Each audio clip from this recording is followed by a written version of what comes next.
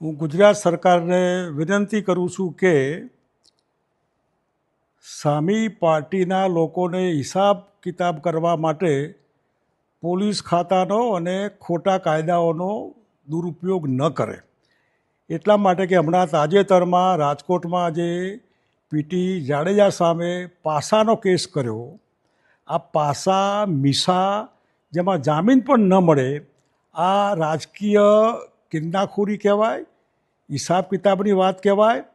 PT જાડેજાના જે કંઈ શબ્દો હોય, આ ભાષા હોય, એના સામે તમારે જે કરવું એ કરો, પરંતુ અલ્ટિમેટલી પાસા જેવો કાયદાનો દુરુપયોગ કરીને તમે માણસને અમાનવીય રીતે જેલમાં ધકેલી દો, એ બરાબર નહીં.